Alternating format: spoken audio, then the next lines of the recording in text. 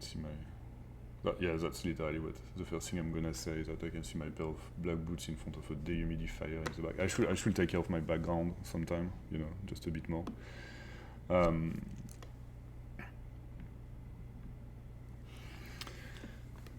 So, we are going to talk about colors, and but I don't want to talk about colors in a boring way, I guess. So I'm going to use a lot of things that I assume you know already,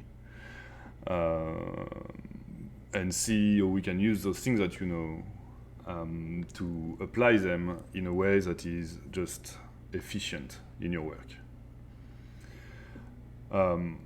So far on the first project we worked exclusively in black and white and shades of gray. And it's time to discuss colors. There are many ways to work with colors in your artwork, and I'm not going to direct or try to control the way you work on this. I'm just going to give you tools and you will do whatever you want with it. There are artists who do some line work and then select areas, drop some colors with a paint bucket, literally, and then they refine, then they adjust, you know. There are some people who paint everything in black and white, values all over the place, and then they find a way, and we will talk about this, to color that gray painting. And there are people who start directly with colors. I paint directly with colors most of the time. So the way I work is completely hybrid. I have different techniques and I adjust my techniques depending on what I feel I need in that moment. When I started digital painting, I used to really select areas and work more like I would with Illustrator, defining areas, dropping the paint bucket, and then in that area I will paint a bit more to create shadows and light into that areas of colors that I did. When I started to use a lot more photographs in my work, I realized that the use of photograph, I could just adjust and modify all the colors I wanted in those photographic bases I was using. And then I could color pick in it to keep painting using that color scheme that I liked.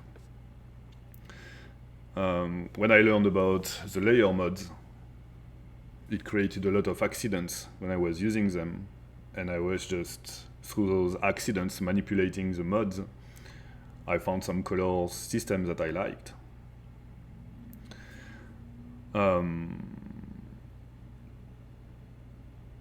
And I rarely start with just, you know, the color wheel on the side.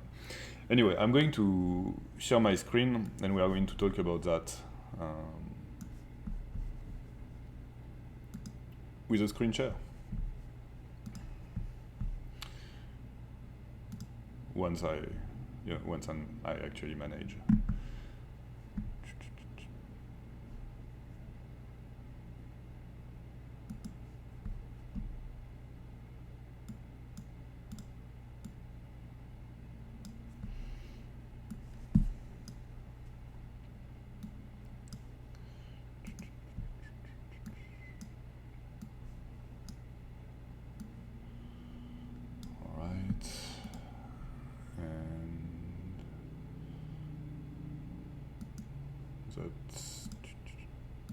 That should do it right there.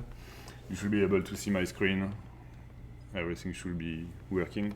So that's the color wheel, and usually I use the color wheel not to color stuff. I use it to make my students raise their eyebrows. That's a great tool for that. You can literally modify students' facial expressions. Sorry. You can modify students. Wait, just dying. I'll be right back. I think I still have 7 lives after that, so we're good.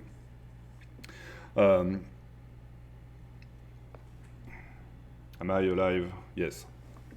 So the color wheel is a great tool to modify people's facial expression. There are a few things I want you to know and think about when you see the color wheel. It's not something that, first of all, it's not complicated. It is interesting, and it is a tool that you can really use to manipulate and control intentionally what you are going to do in your image.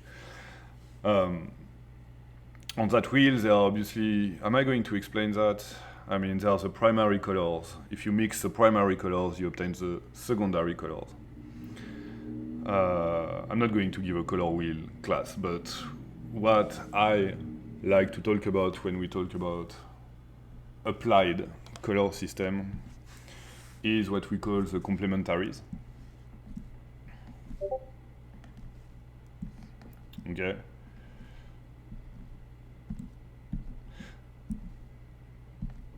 I hope you are familiar with this. So you know that on the opposite of red, you have green.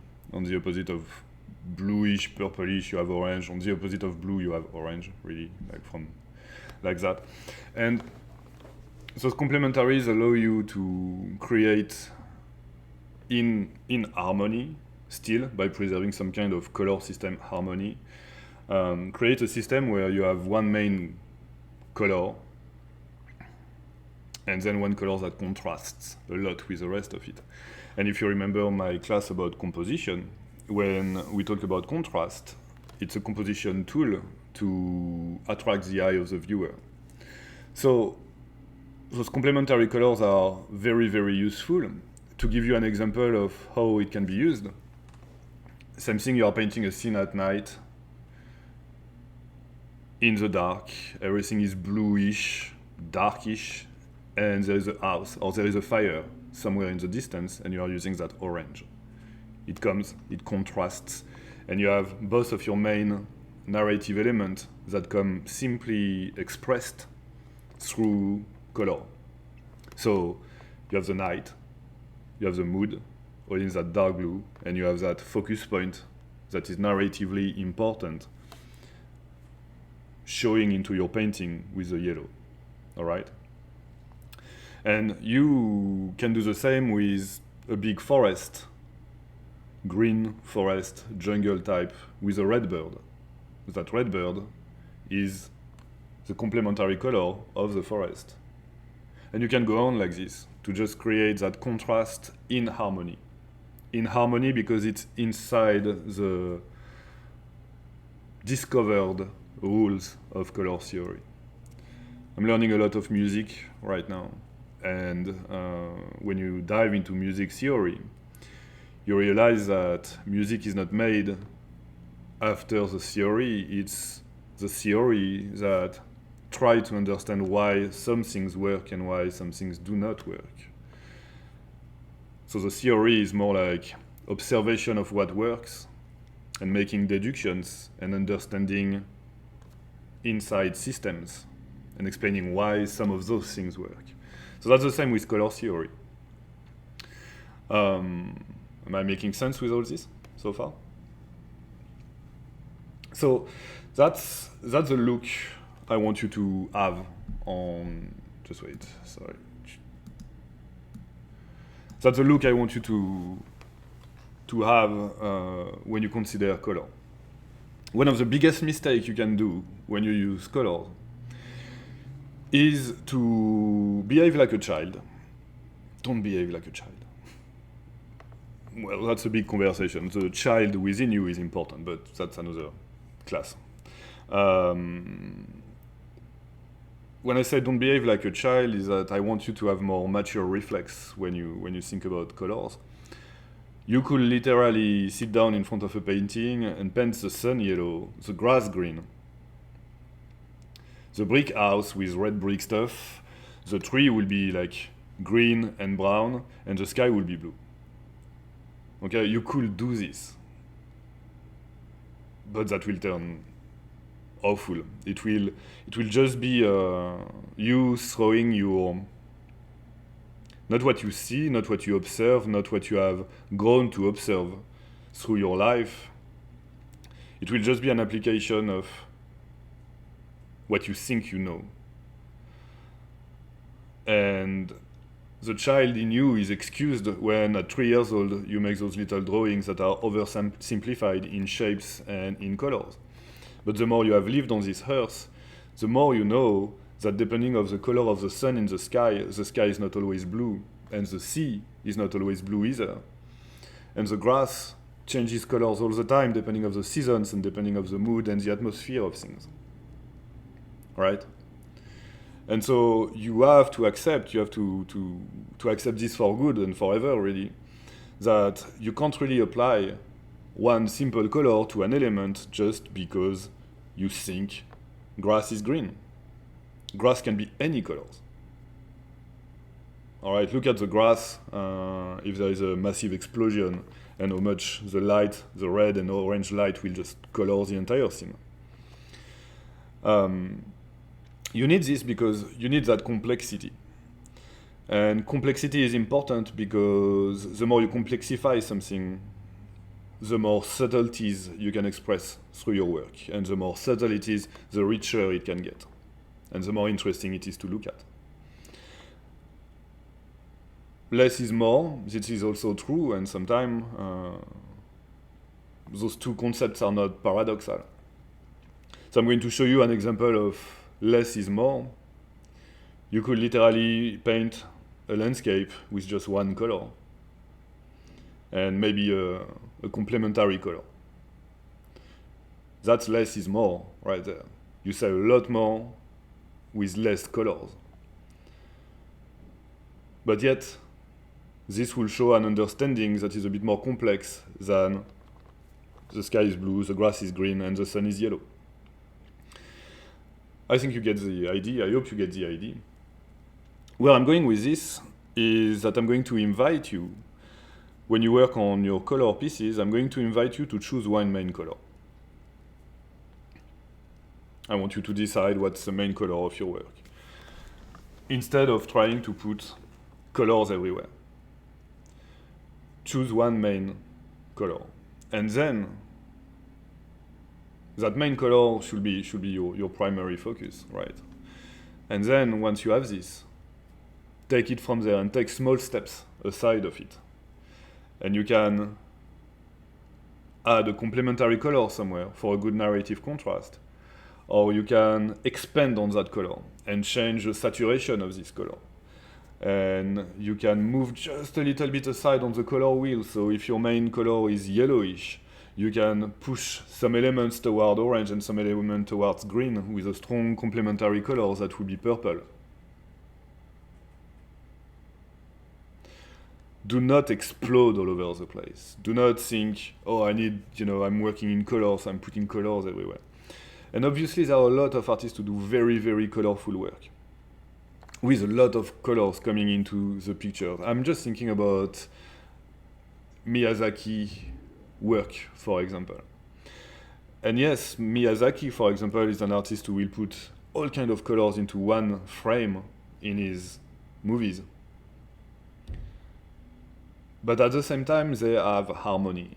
And you will always have a dominant one, and you will have then little colors that gets autonomous and takes their own direction, just for contrast. But it stays harmonious because the saturation is controlled as well. And so if they are not linked by a system of complementaries, they are linked by a system of same level of saturation. If you think about it, you can really mess up an image by doing everything not saturated, and then some colors that are saturated out of nowhere, that creates chaos, visual chaos. You can lose the viewer.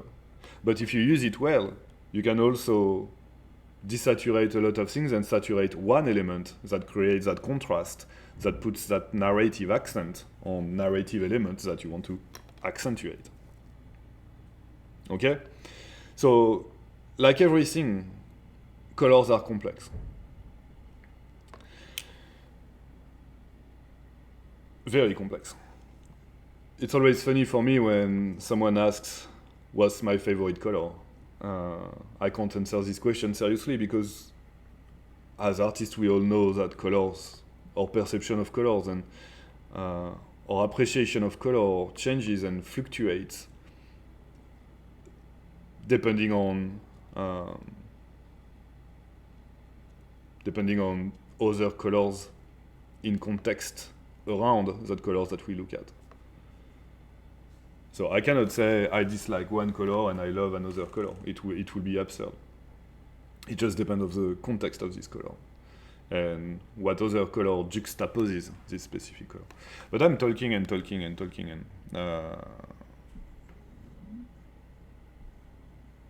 let's look at if Photoshop does not crash on me, because right now I have that color rainbow. Isn't that ironic? Here we go.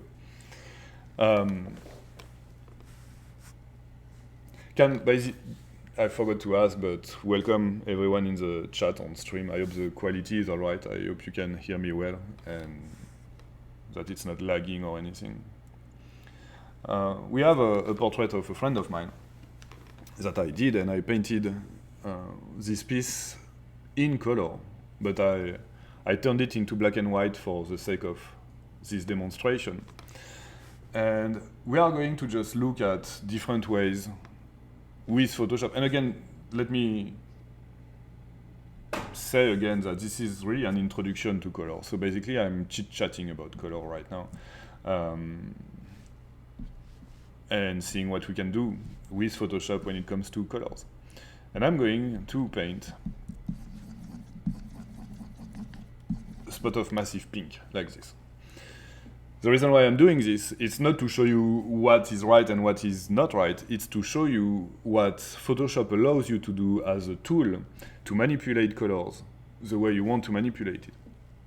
So once I have this, I can open the layer mode.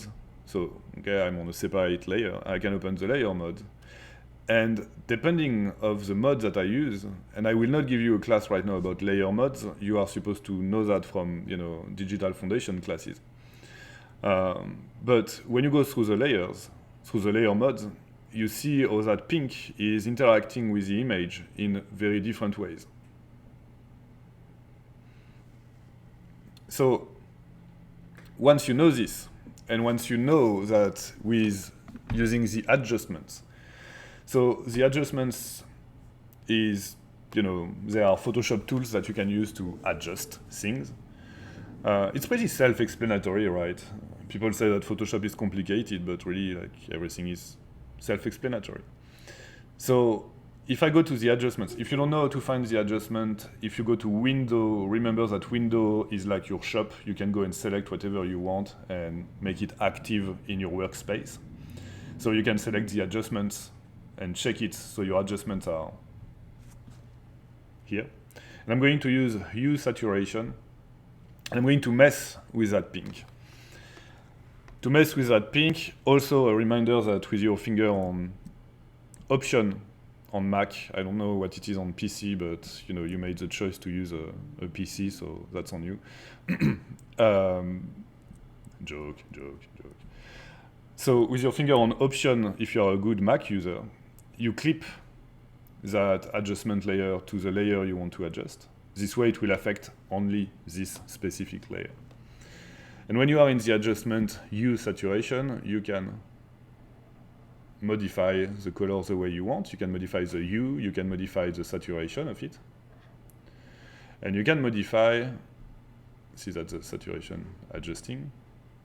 And you can modify the lightness if you want it brighter or darker. So that means that every time, let's say you are painting a character and you draw a dress and you draw that dress in blue, but you don't like this blue, instead of repainting until you have the blue that you like, you can really go and tune it and adjust it exactly as you want. This is why main color elements in your image should be on separated layers. Because this way, you can also adjust everything in comparison to something else and see if they match, if they look good, So, if I combine those two things, And if I decide that I want that pink on soft light over my black and white image, and that I decide to mess a bit with my adjustments, I can slowly, maybe, obtain a base for some skin tones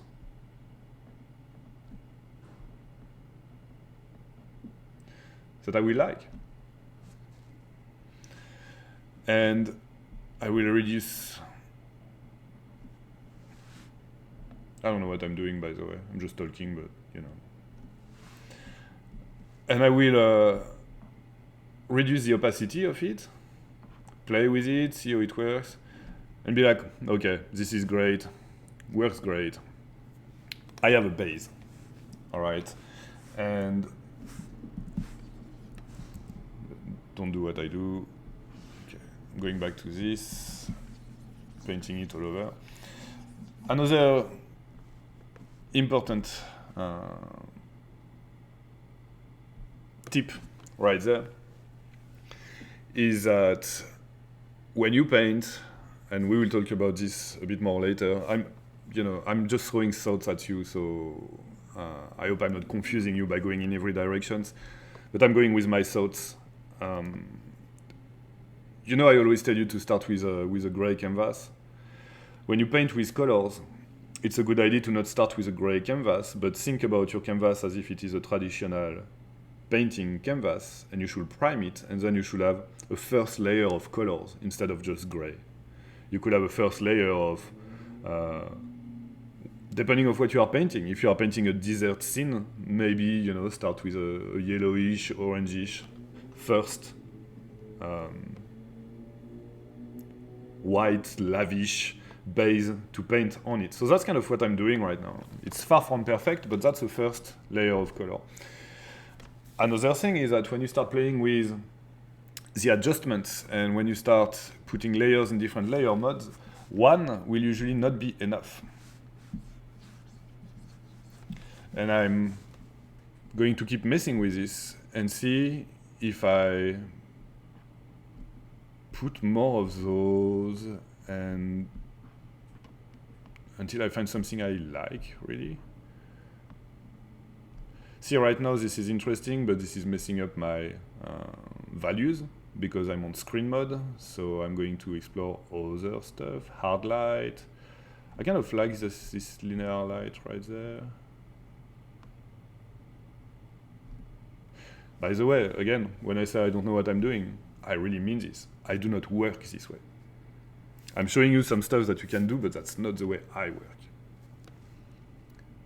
I know, right? So now I'm going to adjust a bit more, but I'm adjusting everything just to create a base that... The reason why I don't work this way is that I find it too complex, and I feel like working on gray tend to always mud things around. If you ask me about my methods, I just start with colors. I just start painting with colors that I think are right. That's it. But I'm trying to show you some stuff because I know that some people are more comfortable with this type of techniques. So I'm just... All right, so let's say that we are happy with this base.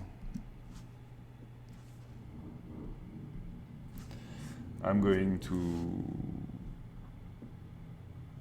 to just separate elements and start to see what I can... I need to start putting colors together. So if I color the lips and the nose, for example, with some red, and if I put it on overlay, it's not working very well. If I'm putting it on soft light, maybe. And then, because it's a separated color, I'm going to smudge it a bit because you don't want like the lips to be too well. Wait, crescent. Okay. You don't want the lips, for example, to be too much of a lipstick aspect where the red is just stopping at the edge of the lips. So I'm making it a bit, you know, smudgy and not blurry, but smoother. And I'm going to also start using a system that I want you to think about.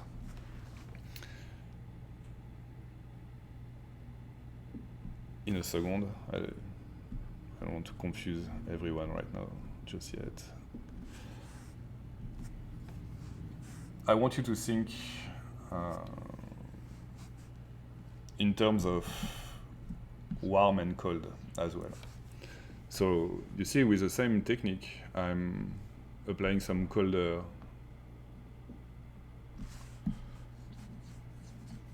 This is not going to work very well. I know that's terribly unconvincing when I say this is not going to work. Pick a light source. If your light is warm, make your shadows a bit colder. And if your shadows are warm, make your lights a bit colder. Okay? Because you will once again create that kind of contrast, and the cold will reinforce the warm, and the warm will reinforce the cold.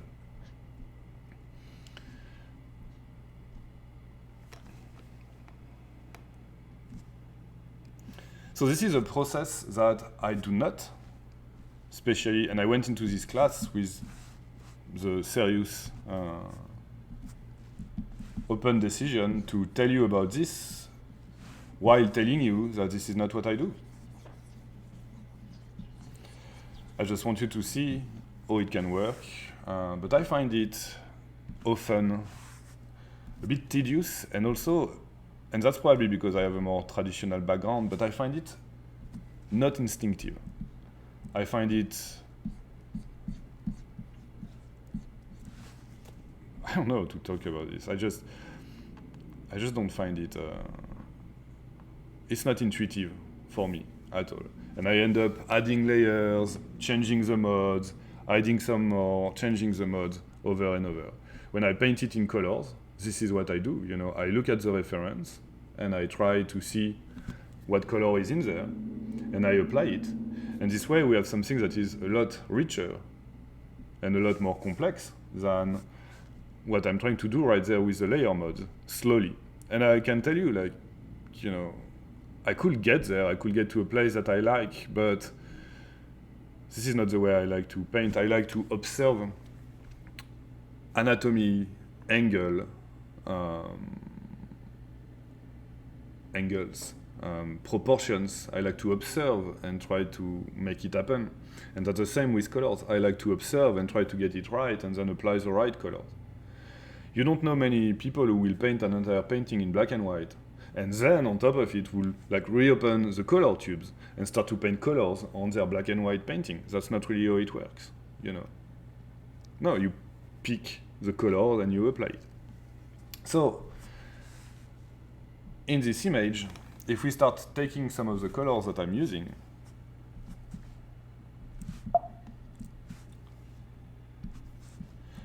yes, I made a kind of a negative demonstration, but if some of you want to use that layer modes technique to color your image, you can, and I'm sure some artists have mastered that, you know. I'm sure of this. So I'm color picking some of the colors that are present into that face. And you see some of it is a bit colder, some of it is a bit warmer, but in fact they are all part of the same family when you look at it. That's what's going on in this image, with different values.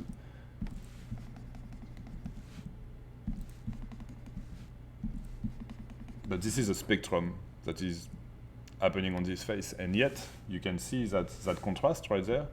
If you look under the nose, this contrast is a contrast of warm on top of the nose and cold under the nose. The shadows are colder and the light is warmer.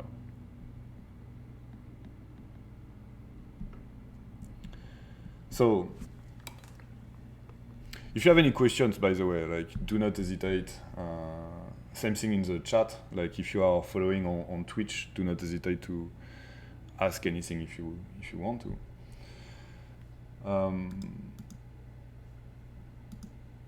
I'm going to reopen some of my images, for example.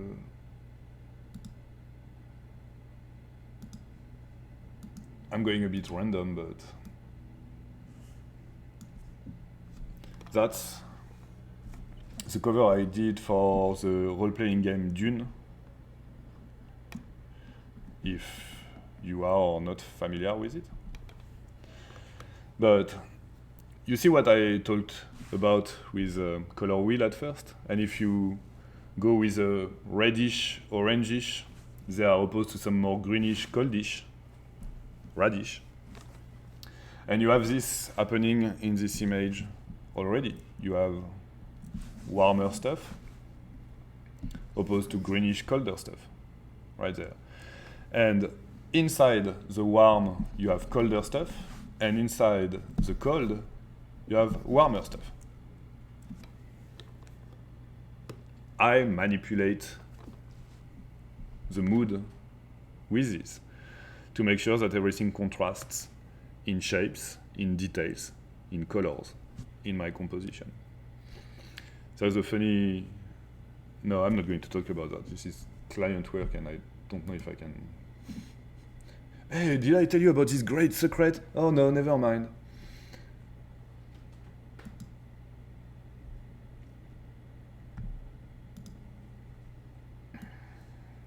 I'm going to keep dropping some artwork to keep talking about colors.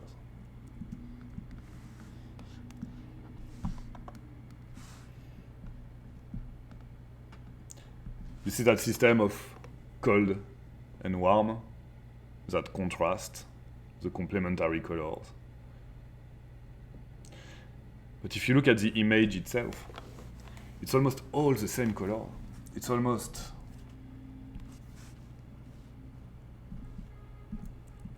everything of this color.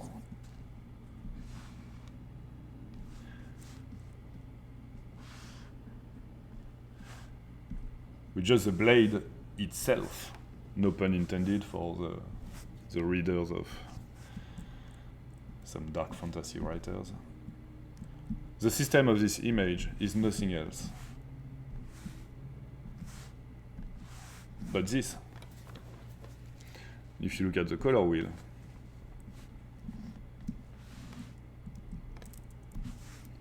we have it right there.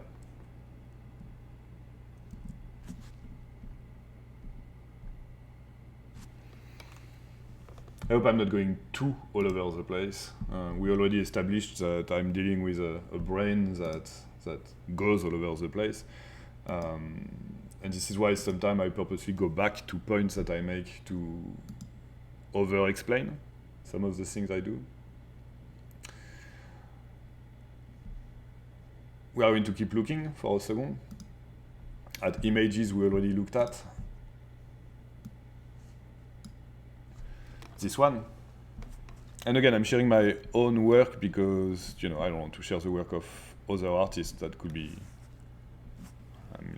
I'm not going to start taking the work of someone else and use it in my content. But I encourage all of you to look at the work of all the artists you like and try to understand how they work and what they do with their colors, so you can decide what is best for you to do with your colors. I started that class showing a method that is very common but that I don't use. And I showed you why. And now I'm telling you how I work and why I find it easy and comfortable, for me at least. So in that canvas, we have, think about it. Think about how I would have painted this if it was work on canvas. I would have started with that main color right here. And then I would have used it the same but darker to create my shadows and light, and a bit lighter to create, wait, it's not working. And a bit lighter to create the place where there is the light. Okay? But it's kind of the same color, just with a different value. And then on top of it, on top of my orangey first canvas intervention, I would have picked some other color and start to paint the sky. That's literally the way I would have started this picture.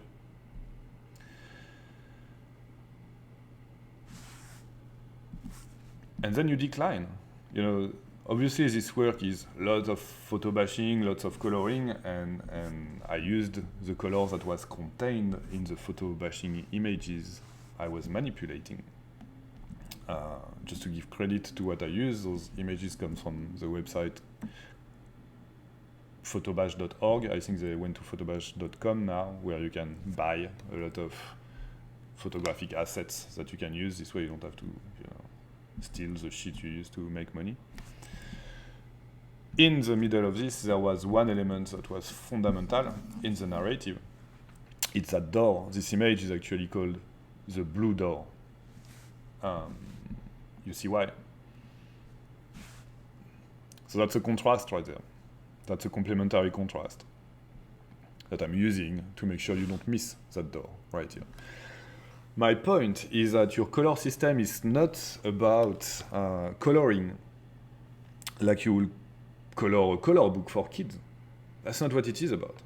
Colors, and we are reaching really like, in that class, when I wrote courses about colors, there is that thing that I write in capital, bold.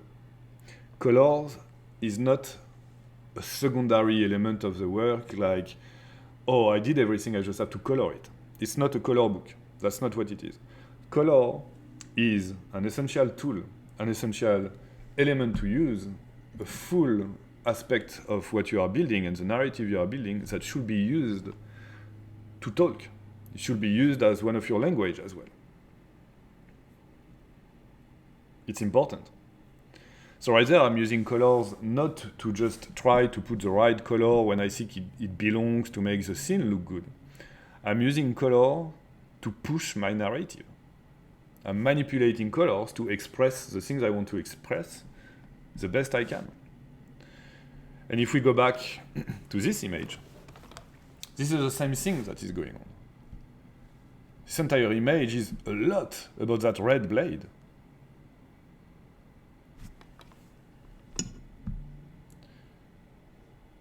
I want the viewer to question and wonder what's going on with this, I'm looking at other images that I think are serving my point, and I'm going to pick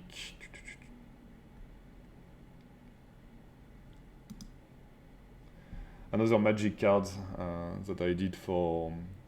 It was for Amonkhet, one of the magic universe stuff. And I have so many things running on my computer, so today we have the little color circle that is overwhelming us, I guess. Here we go. This entire image is once again painted with one single color code. You see that? It's really that same contrast between warm and cold. If you look in the sky, it's cold. If you look at the buildings and everything, it's that kind of brown, orangey, earthy color everywhere, whether it's on the character, on the road, in the columns in the back, on the ground, everywhere. Okay, but there is one aspect of it that comes in total contrast. And if you use this and go straight to complementary, that's what's happening right there, and that's what is happening right here. Because narratively, this entire image is about that necklace that she's brandishing, that she's showing as, I don't know exactly what's going on. Well, I kind of know what's going on, but it does not matter right now. This is all about that pendant, that amulet. And I want that contrast. I want the viewer to not be able to miss it. So I'm using colors to reinforce this. Do you get the point? Your colors are a tool. It's not just a step into your image of I paint in black and white and then I color and then I'm done. And I'm saying this because I know that a lot of artists, young artists and students, have this kind of preconception of what color actually is. And that leads to oversimplified color system. Where in fact you should use it as a tool. You should use it as one of your weapons to push your narrative through.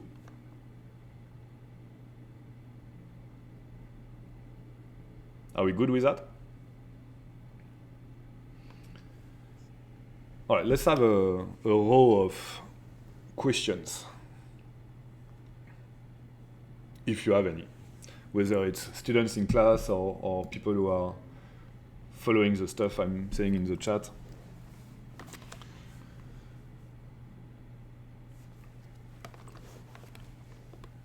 I'm going to show you something else in a minute then, if you don't have any questions.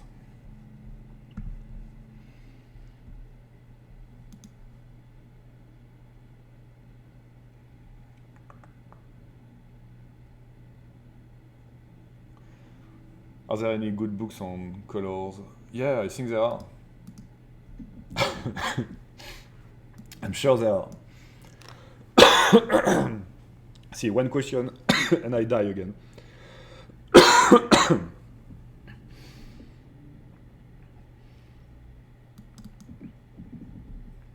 I actually have some good books about colors, but I don't have the title in mind, so I will post it a bit later.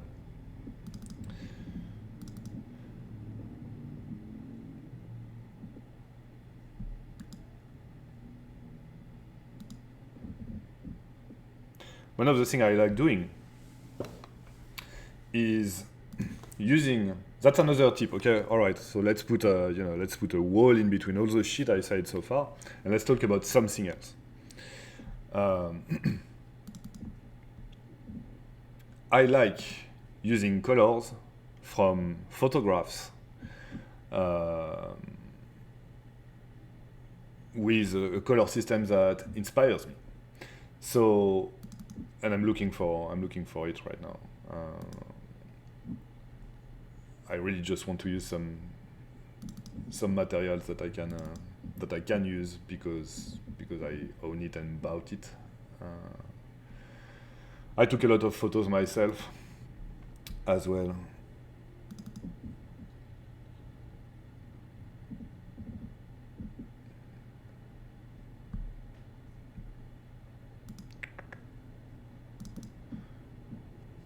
Yes, that's it. Colors and Light by James Gurney. Thank you very much. That's the one I was thinking about. Andrew Loomis, James Gurney. There are a lot of really good resources on. Look at this image, for example. To me, this image is interesting. This image is, I was looking for this one specifically because I remember that when working in this image, I took some of the wall textures to build my columns. I took it from that set. Okay, so what I did is that I literally, selected and applied those textures, but I also used the colors. And what I did, I remember doing this, was to multiply them like this. And when I multiplied this photo, when I duplicated the photo and put it on multiply mode, what I had right there was an awesome set of colors that I loved together. We had a really moody sky with some good grays and blues and different values. So I had everything I needed to build a sky. All that was cold. I should have written cold in blue, but I'm going to do it the other way, specifically for contrast. And the walls were warm, and they go well together. If you take that orange right there, juxtaposed to this cold gray, excuse my French, but it's hot, it's color-wise, it's exciting. And then you take that green right there, yeah, that works. And then you take that red right there, yeah. And so into that one photo, into that one image, look at that. Let's zoom. Let's look at the green of that oxidated bell right there. If you look at that photo, you have a color palette that is excellent.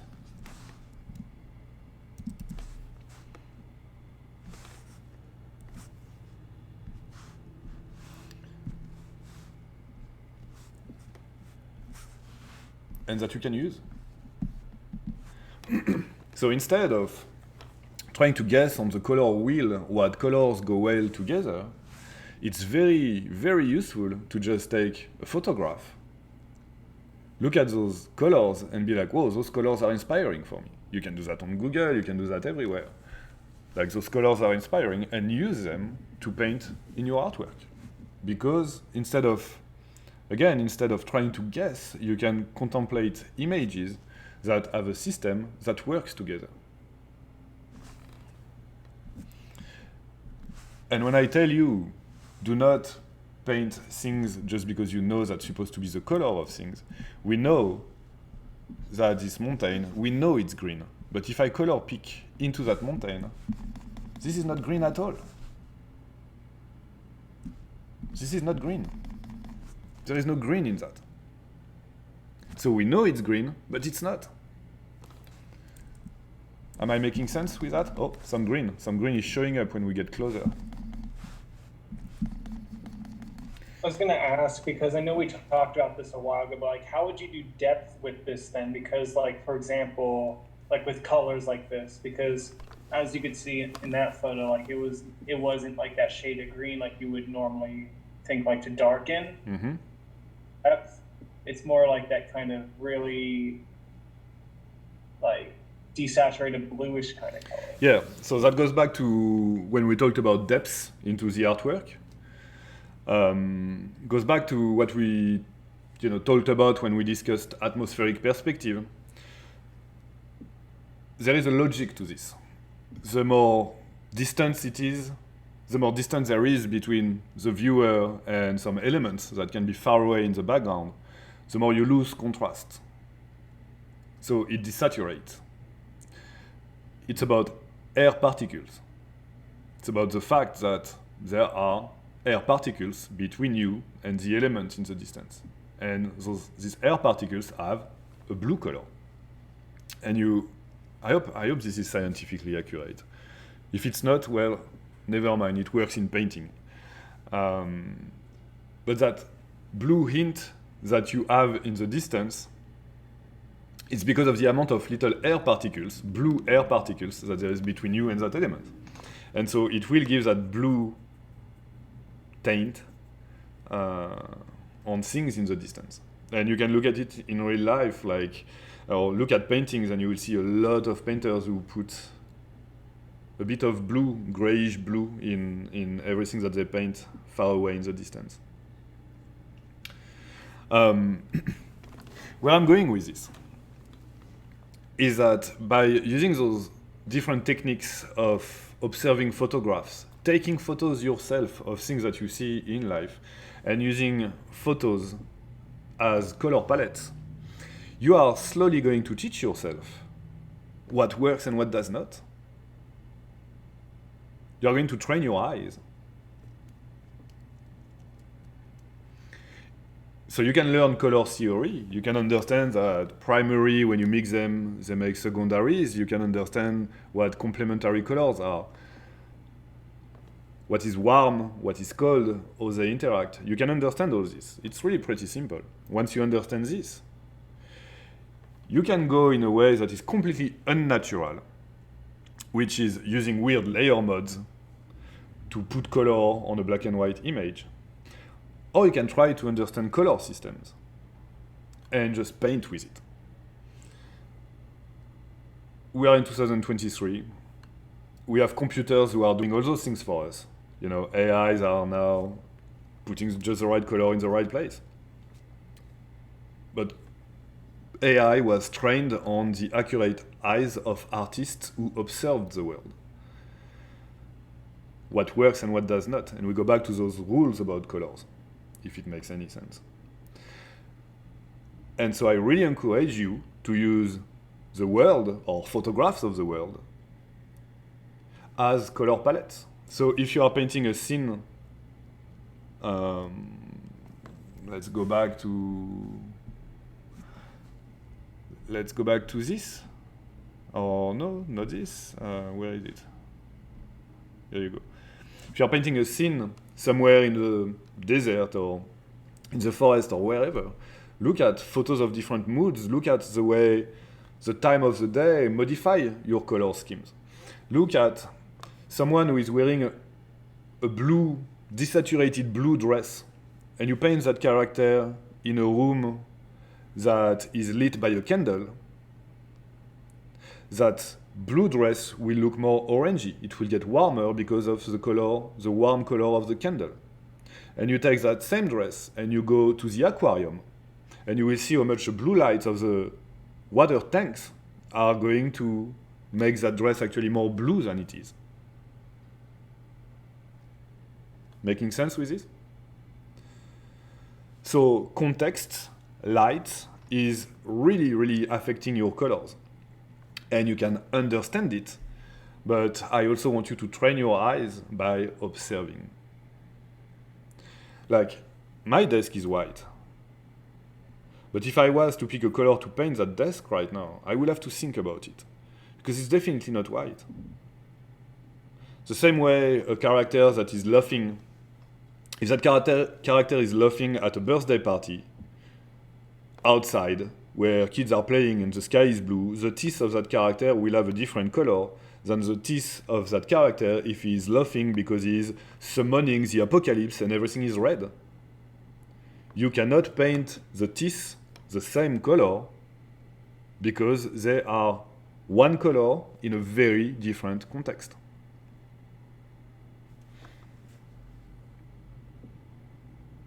Same thing with the white of the eyes. That's a big mistake that a lot of people do. It's painting the eyes white because they think that's the color of it. So yes, technically that's supposed to be the color of it, if we consider that white is a color, which I don't think black and white are colors, but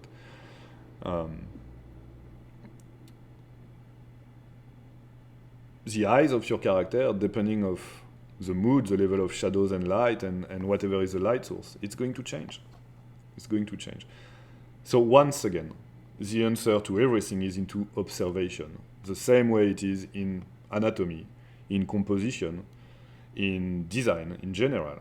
It comes from observation and from looking at references, once again. And when I say references, it can be your window. Your window is a frame, and outside there is a color scheme. And that color scheme is going to evolve. From my window, I see some beautiful sunset and beautiful mornings, beautiful evenings, beautiful middle of the day, depending of the season, the hills. Right now I will paint them brown, but I know that in a month I will start to put some green in my painting of the hills. Things change, things evolve all the time. Those are the same trees, they just don't look the same. Colors is that. So whatever you use with colors. And again, I started this class saying that it was not going to be a class where I just explain practically and give you some kind of complete guideline of how to color something. This is not a 2D foundation class. This is a class where I want to put your brain at the right place when you start using colors to paint. So you need an understanding of the complexity of this. Once you understand the complexity of it, you can chill about it a little bit because you realize that it's so complex. There is so much variations, so much of it is contextual. There is so much coming with this. Then you can stop expecting too much of yourself and accept that you cannot know it all, but instead you should keep just observing and studying and trying to understand how it works. So understanding how complicated it is. And what I'm saying applies to anatomy, it applies to composition, it applies to everything. Once you understand the complexity of it,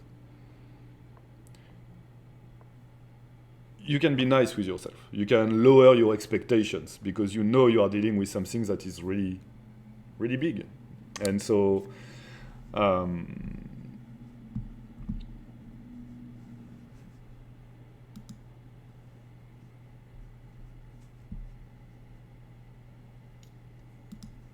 this way. So you know you are dealing with something that is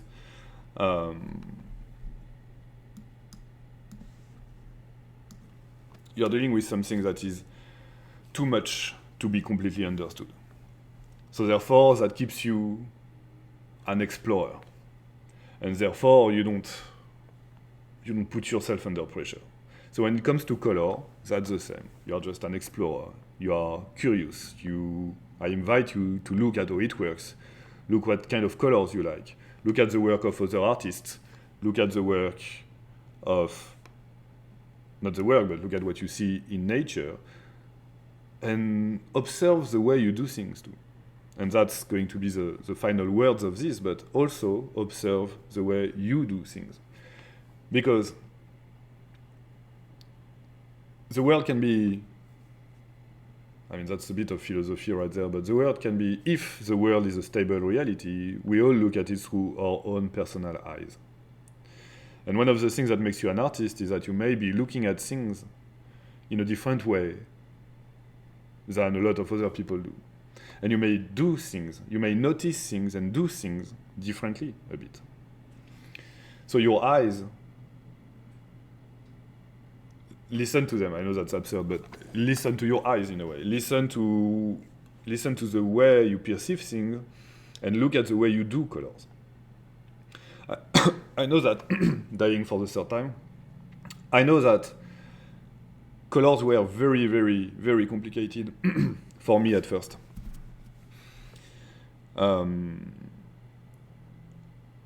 I realized I always started, and I still do that, I start with not a lot of saturation, and I will saturate a bit more some elements. And I do that naturally, so basically I go into color in a kind of shy way, and I build up, build up, build up. But a lot of my work is kind of desaturated with also some strong warm lights or cold lights, it depends, but I don't want to talk about my work specifically too much, but the way I proceed is really some kind of step-by-step seeing where color serve me and when they don't. And lately I have created a lot of black and white work because I really wanted things to focus on values more than, on the lights rather than the colors themselves. This is a path that you will never finish exploring because no matter what directions you take right now, in your artistic life, you will probably take other directions later. Explore new things. Look at different ways to do stuff. There are so many people who are great, amazing artists, and they do colors in complete different ways.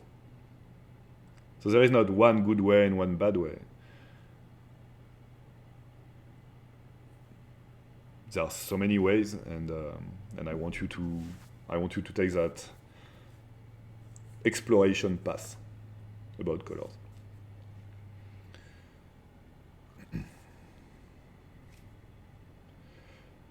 Someone in the chat says that it's called atmospheric perspective about desaturation. Yes, that's literally what I said.